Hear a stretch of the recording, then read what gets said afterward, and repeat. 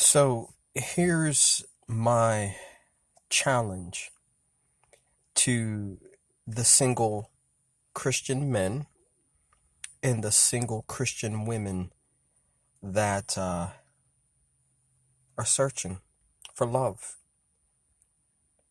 Keep in mind that whatsoever a man sows, that shall he reap.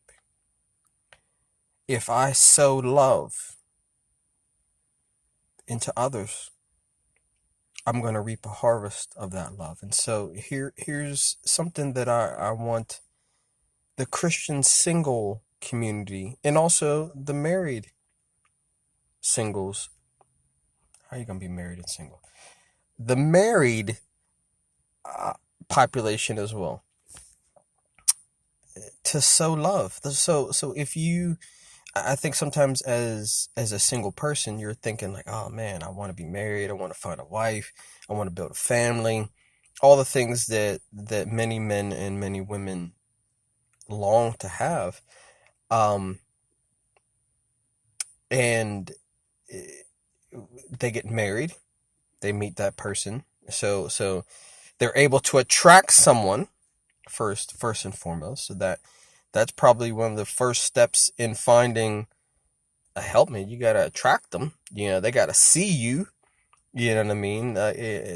So for somebody like myself who needs glasses and actually has just broken several pair of them, lost several pair of them, that you need to be able to see something in that person that attract, kind of like a fisher of men, right? So we are called to be fishers of men. If I'm fishing, what is the lure? What is something that draws that woman to me? Is it something about my nature, my character, my attributes, my looks, my finances? What is it about me as a man that attracts the type of woman that I'm looking for, a wife of noble character? What is a wife of noble character attracted to?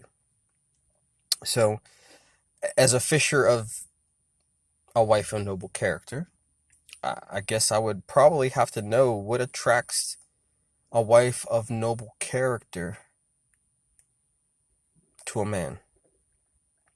Attraction is important. Ladies, this is why brother's still in school. Yes, I might be the only student in the Christian singles marriage school at the moment. And yes, I am the only student, but also the only professor. So I'm wearing two caps here. I'm doing my research, trying to learn, trying to be a better husband to that wife of noble character that is coming into my life. Faith, right? Hope. These are things that you must believe, you must sow, and even speak and proclaim out of the power of your words. But yes, my wife of noble character is coming to me. And she will be by my side shortly. And I'm getting myself ready. I'm trying to make space for another person to come into my life. You know what I mean? And I need to prepare myself so that I'm sowing love and faith and hope into that part of myself. I'm going to reap a harvest of what I sow. So even though I'm waiting for that person, I also understand the importance of sowing love.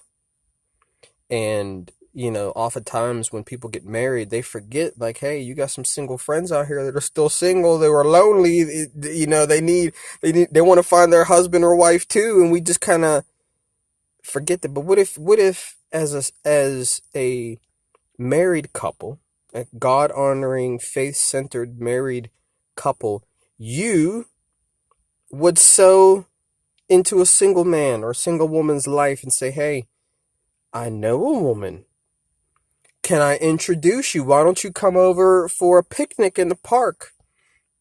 Or, many years ago we used to have matchmakers, you know what I mean? And I know they go on, it goes on now.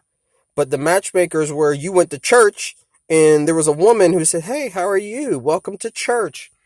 My name is Susie. This is my husband, Steve." You know what I mean? Or Tom or whoever. What's your name? And they got to know you. And they would also go to their women's Bible study. "Hey, I saw a guy in church. I want to meet. I want you to do." So when you do things like that for a Christian woman, a Christian man, somebody who's hurting, when you sow love into that person, there's a harvest of love that comes back to you. I tell you what, one of the best things someone could ever do is find me my wife. You found me my wife, bro, I owe you big.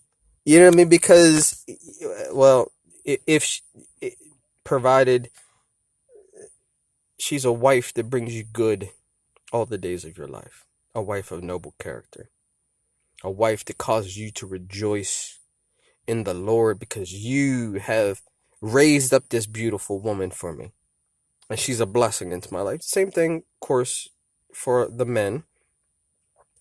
But oftentimes as married people, you forget, you become so absorbed in taking care of your husband or, family matters or the stresses of life that you forget like all the other brothers and sisters that are out there that are struggling and hurting and in their battle and losing their battles because one can be overpowered, but two can defend themselves. A strand of three cords is not quickly broken. And so yes, there's many Christian men and Christian women that are wounded in the battle. And they're not showing up to church on Sundays because they're wounded.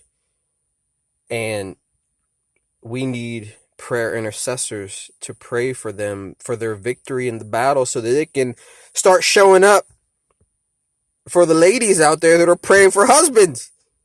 You know what I mean? And showing up for, the men out there that are praying for wives, and their wives are, sick or infirm or depressed or have anxiety, like the insecurity of survival. Like, we need each other as men and women. And as men need other men. As iron sharpens iron, so one man sharpens another. And so us men need each other. Us women, not us women, you women need each other. And we, men and women need each other in the battle. And I think, in our culture and in our world, we have an adversarial spirit that attacks men and women, and houses become destroyed because the men and the women, the husbands and wives, are attacking each other. We need to change that. We need to make women and men into allies, which, bro, like, this is a part of your flesh. This woman is an extension of who you are before God. When you're married, the two become one. And it's just like, how could you lose an arm or a leg and not feel the pain of that? How could you lose a part of your members, through a divorce and not suffer the pain? So us men and women that have lost and been rejected by husbands or wives and things like that, we're on that battlefield, wounded, alone, rejected, and how does a man or how does a woman overcome that personally on an individual level and heal through that pain, and also have the courage to fight again, to love again, you know what I mean? And so you as married couples and as singles should all be in the practice of sowing seeds of love and of faith and of hope, because those things are the things that I want to have a harvest of. Those are the good things, that the righteous acts we need to sow.